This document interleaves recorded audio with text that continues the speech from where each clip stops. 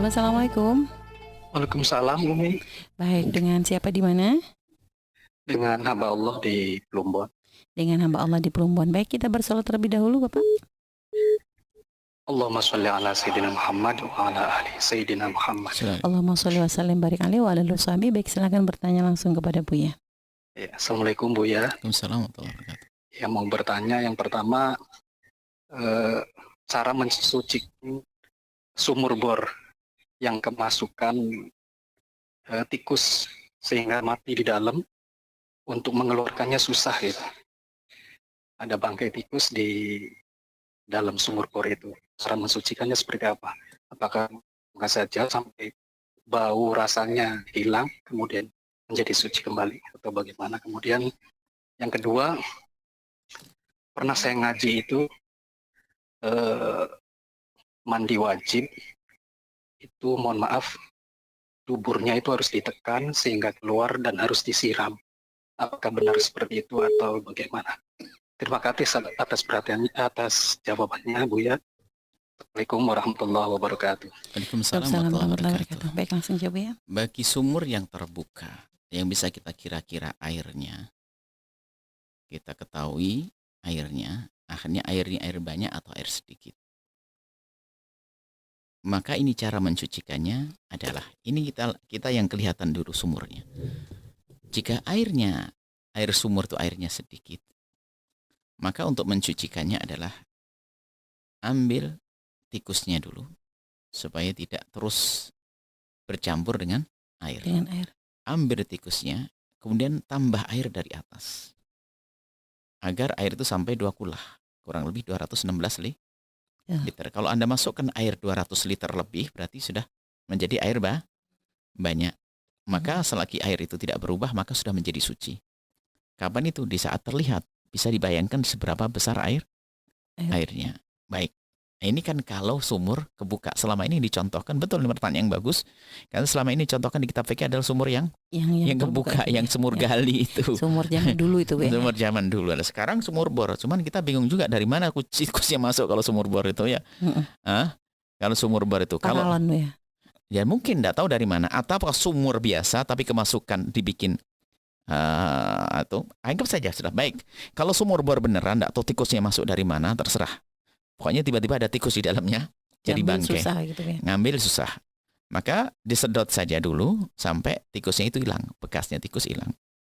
Dan karena kita tidak bisa mengira-ngira di dalamnya, airnya mungkin 2 kolah dan mungkin tidak sampai 2 kolah. Pertanyaannya, yakin tidak kalau dia sampai 2 kolah? Kalau Anda yakin, karena kita pengen tahu tukang sumur itu gimana sih, sumur kok tidak habis, apa di bawahnya jadi gerowong atau bagaimana, saya tidak paham. Kan begitu? Ya, kan disedot terus ternyata tidak habis kan? Ya, nah, kalau memang Anda yakin bahwasanya itu adalah sampai 2 kolah, atau paling tidak yakin kalau kurang dari kolah, tolong pahami. Kalau Anda tidak meyakini air itu sedikit, berarti airnya banyak. Selagi airnya banyak, maka sudah suci. Setelah tikus Anda ambil, maka itu suci, asalkan terlihat jernih waktu Anda keluarkan. Tapi kalau Anda tahu, mungkin Anda lihat dengan alat, bahasanya alatnya temannya sedikit dok dalamnya Bu ya. Jadi airnya nggak akan bisa jadi banyak. Baik, kalau airnya memang tidak bisa jadi banyak, berarti air sedikit. Maka air sedikit kalau kena najis, biarpun kita kuras sampai kiamat, tetap saja najis karena itunya tempat terkena najis. Belum disiram belum kena air yang lebih dari 2 kolah. Maka itu selamanya akan najis. Tidak akan bisa disucikan. Nah, seperti itu. Tapi itu di dalam madhab kita Imam Asy-Syafi'i radhiyallahu ta'ala anhu yang dikukuhkan. Pendapat Syafi'i, madhab Syafi'i yang kedua, dan itu termasuk yang diambil Imam Ghazali rahimahullah ta'ala, dan juga madhabnya Imam Malik rahimahullah ta'ala.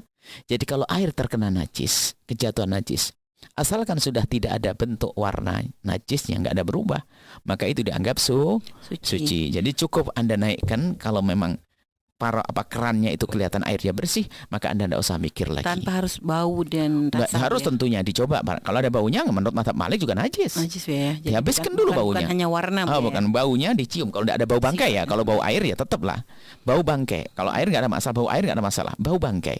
warna bangkai. Kalau sudah bersih, maka ini adalah pendapat madhab Imam Malik rahimahullah, dan pendapat kedua adalah madhab Imam Syafi'i, dan itu juga yang diambil oleh Al-Imam Ghazali rahimahullah ta'ala. Jadi kemudahan semacam itu supaya Pak Anda tidak kena was-was. Baik Bu ya, tapi Bu ya, kan di antara sifat air itu kan ada rasa, ada warna, ada bau Bu ya. Cuma yang katanya paling kuat adalah rasa. Tapi pun rasa pun kita nggak dianjurkan mencicipi. Itu kadang ibarat itu bikin bingung. Nah, mencicipi itu kapan terjadi? Di saat kita menduga. Kalau sudah menduga nggak ada rasa, ya sudah nggak usah dicicipi. Seandainya mencicipi adalah tidak sunnah. Jadi menduga sudah tidak ada, biasanya dicium saja sudah. Ya, karena sekarang kan tikus rasanya apa sih kan nggak tahu juga ya, iya, kan begitu. Jadi makanya kalau sudah sampai rasanya tikus ada kan kuat bener. Makanya rasa hampir tidak pernah dianggap karena apa? Nggak ketahuan, rasa itu hampir tidak diketahui kecuali parah bener. Gitu Bu ya. Coba rasa tikus, rasa apa, nggak ada. Nggak rasa. Iya Bu ya.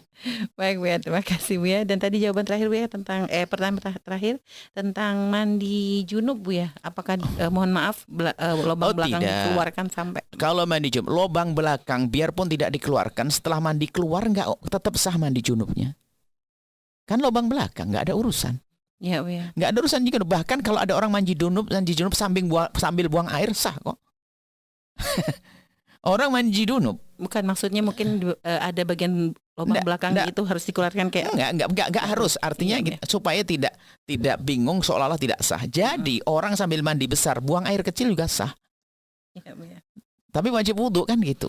Nah, cuma mungkin yang dimaksud adalah kita itu membebaskan istibro. Kalau mohon maaf seorang suami sudah hubungan suami istri, kemudian sang laki-laki atau wanita sudah keluar mani, maka sebelum mandi besar dihimbau agar bisa mohon maaf pipis dulu, buang air kencing dulu, air kecil. Kenapa? Agar tidak ada sisa-sisa air mani. Sebab begini, jika seorang wanita sudah mandi, setelah mandi kok keluar lagi ngerembes air maninya, jika dia waktu hubungan tadi juga merasa keluar mani, maka dia wajib mandi lagi. Kecuali di saat hubungan tidak keluar mani. Berarti yang keluar mani suaminya hanya wajib wudhu tapi tidak wajib mandi. Begitu juga suami, kadang-kadang ada tersisa mani di dalam mohon maaf alatnya, sehingga kalau belum kencing belum tuntas, mungkin itu yang dimaksud. Kalau belakang nggak ada urusan. Ya Bu ya. Kalau belakang nggak ada Kalau urusan. yang kita pahami dari pertanyaannya Bu ya, jadi mohon maaf di bagian lubang belakang itu kan biasa kayak orang ambeien tuh Bu ya, ada sesuatu yang dikeluar. Jadi di sini itu ditekan supaya nanti begitu yang sesuatu yang biasa keluar kalau orang ambeien itu Bu ya keluar, itu disiram, jadi dianggap mandi besar itu seperti itu Bu ya. Oh, mandi besar. Oh tidak. Jadi yang wajib disucikan ya yang terlihat Yang saja. terlihat saja kan Bu ya. Nggak perlu dipaksa harus keluarkan. Alhamdulillah nggak. Ada Bu ya. Kasihan. Baik. Oh ini punya ambeien tapi tidak bicara. Bukan ambeien. Jadi kalau katanya pernah mendengar kalau orang mandi besar itu yang di bagian dubur itu Bu ya, itu harus dikeluarkan terlebih dahulu seperti itu Bu ya. Nggak ada Bu ya. Karena memang itu sakit ya. Yang di dalam tidak wajib dikeluarkan. Yang di dalam di dalam. Baik Bu ya, berarti tidak ada aturan seperti itu Bu ya. Kasihan dong masuk keluarkan, bahkan mungkin malah kena bakteri dan segala macam.